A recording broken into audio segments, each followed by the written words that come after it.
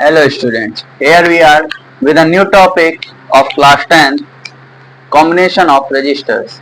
बच्चों ये topic 10th class के बच्चों को थोड़ा कम समझ में आता है या प्रायः समझने की कोशिश कम करते हैं क्योंकि ये उन्हें लिटिल बिट टफ लगता है, तो उसी पर हम आज चर्चा करेंगे। उम्मीद करते हैं हमारे वीडियो के बाद आपको ये टॉपिक आसान और अच्छा लगेगा। चलिए बात करते हैं कॉम्बिनेशन ऑफ रजिस्टर्स के बारे में। कॉम्बिनेशन ऑफ रजिस्टर्स, बेटा क्या होता है? रजिस्टर एक मैकेनिज्म है, that mechanism which resist the flowing current, यानी जो फ्लोइंग करंट को बहने से रोकता है या उसको रजिस्ट करता है, वही क्या है? रजिस्टर है। ठीक है, तो रजिस्टर जो है वो फ्लोइंग करंट को नहीं होने देता है या करंट को फ्लो नहीं होने देता है। तो उसी पर बात करते हैं कि combination of registers. Combination of registers किसे कहेंगे? व्हेन टू और मोर रजिस्टर्स, क्या कह रहा है कि व्हेन टू और more resistors are combined in electric circuit, कोई भी इलेक्ट्रिक सर्किट में अगर दो या उससे ज्यादा रजिस्टर्स को कंबाइंड किया गया है, जोड़ा गया है, तो उसे कॉम्बिनेशन ऑफ रजिस्टर्स कहा जाएगा। सिंपल सी बात है, किसी भी जगह पर, किसी भी सतह पर आप दो चीजों को लगा देते हैं, किसी भी सरफेस पे दो चीज होंगी तो उसे कॉम्बिनेशन ही तो कहेंगे। आप अकेला उसका लोन वर्क थोड़ी ना होगा। ठीक है, तो वही होगा कॉम्बिनेशन ऑफ सर्किट की व्हेन टू और more resistors are combined in electric circuit. किसी भी इलेक्ट्रिक सर्किट में दो या दो से ज्यादा रजिस्टर्स को कंबाइन किया जाता है तो इसे कॉम्बिनेशन ऑफ सर्किट या कॉम्बिनेशन ऑफ रजिस्टर्स कहते हैं। ठीक है, there are two types of combination of register. Combination of registers के कितने टाइप होते हैं? मेनली दो ही होते हैं। ठीक है, जो कि होते हैं आपका सीरीज कॉम्बिनेशन, दूसरा होता है पैरेलल कॉम्बिनेशन। ठीक है, series combination and parallel combination ये आपके मेन है। ठीक है, तो सीरीज कॉम्बिनेशन पे बात करते हैं। सीरीज कॉम्बिनेशन क्या होता है बेटे? सीरीज का मतलब जैसे नाम से ही लग रहा है कि किसी चीज की सीरीज है, एक ही जगह पर लाइन से होता चला गया है, तो वही इसकी डिफिनीशन भी है। क्या कहता है इसकी डिफिनीशन? कि व्हेन टू और मोर रजिस्टर्स, जब दो और दो से ज्यादा रजिस्टर्स को कंबाइंड किया गया है सेम वायर पे। किस पर बेटा? एक ही वायर पे। यहाँ पे फिगर मैंने बनाया है, देख लीजिए। इसमें क्या है कि रजिस्टर जो है वो एक ही वायर पे कई जुड़े हुए हैं। ठीक है, आपको दिख रहे होंगे 3 रजिस्टर्स हैं। ठीक है, जब एक ही वायर पे होते हैं तो इसे बोलते हैं सीरीज कॉम्बिनेशन। कौन सा कॉम्बिनेशन बोलते हैं बेटे? Series combination. ठीक है, तो हमने एक सर्किट बनाएंगे हम लोग, जिस पर 3 रजिस्टर्स को आप कंबाइन कर लीजिए। मैंने 3 पे को किया है, आप ज्यादा को भी कर सकते हैं। ठीक है, तो कंबाइन कर लेते हैं। अब ये एक ही वायर पे है, इसको आप ऐसे समझ लीजिए कि मान लेते हैं ये वायर ए और बी है, दिख रहा है? तो जब ए और बी है तो इन्हीं के बीच में तो है सारे, कोई अदर वायर में नहीं जा रहा, तो ये सीरीज कॉम्बिनेशन है। ठीक है, और सीरीज कॉम्बिनेशन की जो वैल्यू होती है वो डिपेंड करती है किस पर? पोटेंशियल ऑफ टर्मिनल पे, यानी इन रजिस्टर्स के टर्मिनल पे कितना पोटेंशियल है उस पर निर्भर करता है। ठीक है बेटे, उसी पर डिपेंड करता है। तो आगे बात करते हैं, जब पोटेंशियल पे डिपेंड करता है तो सारी वैल्यू पोटेंशियल के हिसाब से रखेंगे। तो V इक्वल टू लिख लेंगे V1 plus V2 plus V3। ठीक, क्या लिखेंगे? V1 plus V2 plus V3। अब ध्यान दीजिएगा, अकॉर्डिंग टू ओम्स लॉ, किसके हिसाब से? According to Ohm's law. बेटे मैं आपको यदि ये लॉ नहीं समझ में आया हो तो मैंने अपने चैनल पे वीडियो डाला है ओम्स लॉ पर, जिसको आप देख लीजिए, वहां से आपको समझ में आ जाएगा। तो ओम्स लॉ का बेटे जो फॉर्मूला होता है वो होता है V equal to I R. ठीक, अब ध्यान दीजिएगा, हर टर्मिनल पे V और R की वैल्यू तो चेंज हो रही है, लेकिन I की वैल्यू चेंज नहीं हो रही। I तो जो यहां से I निकली है वही पूरे में जाएगी, फ्लो करेगी, इधर से फ्लो करी और इधर से वापस बैटरी में आ जाएगी। ठीक, तो I की वैल्यू को नहीं चेंज करेंगे, तो V1 इक्वल टू हो जाएगा IR1, फिर V2 इक्वल टू IR2 लिख सकते हैं, और V3 इक्वल टू लिख सकते हैं IR3।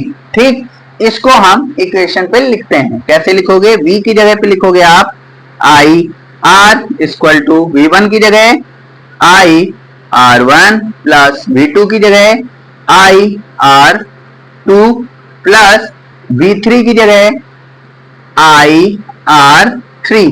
ठीक, अब देखिए इस तरफ तीनों में एक ही सेम चीज लिखी है, वो लिखी है आई, इसको हम ले लेंगे कॉमन।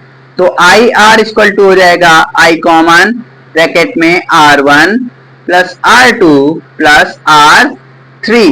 ठीक, अब आई से आई दोनों तरफ इक्वेशन के कट कर दिया तो बचा R equal to R1 plus R2 plus R3। यही आपका फाइनल फॉर्मूला होगा सीरीज कॉम्बिनेशन का। तो बेटे सीरीज कॉम्बिनेशन ऑफ रजिस्टर की वैल्यू क्या होती है? सीरीज कॉम्बिनेशन ऑफ रजिस्टर का टोटल रेजिस्टेंस होता है the sum of all resistance. क्या होता है? The sum of all resistance. ठीक, अब आते हैं सेकंड पे। उम्मीद करता हूं कि आपको सीरीज कॉम्बिनेशन आया होगा। इसी तरह आप सेकंड पे चलते हैं जो कि है पैरेलल कॉम्बिनेशन। पैरेलल कॉम्बिनेशन क्या होता है बेटे? व्हेन टू और मोर रेजिस्टेंस, देखिए दोनों में कोई डिफरेंस नहीं है, बट डिफरेंस क्या होगा? इसमें मैंने लिखाया था सेम वायर पे है और वहां पर किसमें हो जाएगा? किसमें होगा बेटे? डिफरेंट वायर्स में। ठीक है, उसी को मैंने एज डिफाइन करके लिखा है एज डेफिनेशन कि व्हेन टू और more resistors are combined in different wire. किसमें? डिफरेंट वायर में कंबाइंड किए गए हैं किसी भी इलेक्ट्रिक सर्किट के, तो इसे पैरेलल कॉम्बिनेशन ऑफ रेजिस्टेंस भी कहेंगे या रजिस्टर भी कहेंगे। ठीक, अब इसकी जो वैल्यू डिपेंड होती है बेटे, यहां पर किस पे डिपेंड हो रही थी? पोटेंशियल पे, और यहां पे डिपेंड होगी फ्लोइंग करंट पे। किस पे? फ्लोइंग करंट पे डिपेंड होगी। ठीक, तो जब सर्किट है, अब ध्यान दीजिएगा, सर्किट में आप डिफरेंट वायर्स बनाएंगे और हर वायर में एक रजिस्टर होगा, और जब यहां से करंट जा रही है ना, तो यहाँ पे करंट रिफ्लेक्ट नहीं है, बटी हुई नहीं है, लेकिन इसके ऊपर आते ही ये करंट क्या होगी? तीन पार्ट में रिफ्लेक्ट हो जाएगी, I1, I2 और I3 में। ठीक है, तो उसी के अकॉर्डिंग हम यहाँ भी इक्वेशन लिखेंगे जैसे यहाँ लिखा था। क्या लिखा था यहाँ? V बराबर V1 plus V2 plus V3। तो यहाँ हो जाएगा I बराबर I1 plus I2 plus I3। ठीक, अब यहाँ पे हमने अकॉर्डिंग टू ओम्स लॉ किया था, तो यहां भी क्या होगा? According to Ohm's law. किसके हिसाब से? Ohm's law. ओम्स लॉ के हिसाब से करेंगे। तो ओम्स लॉ के हिसाब से जब करेंगे तो ओम्स लॉ बराबर मैंने बताया होता है V equal to I are.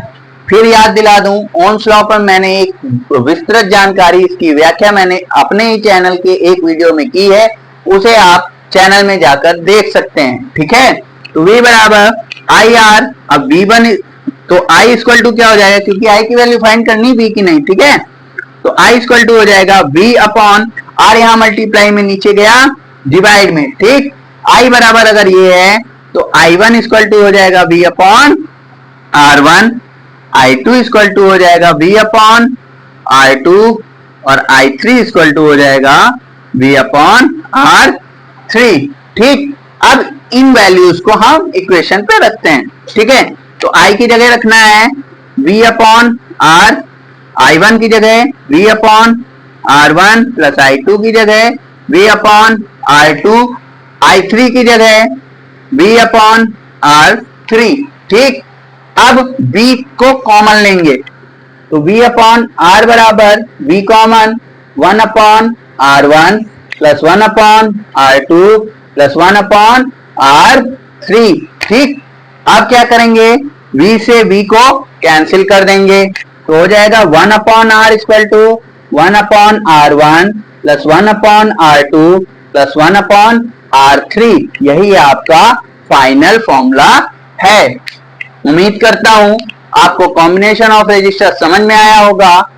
If you have any problem then comment us and please like and subscribe my channel. तब तक के लिए जय हिंद।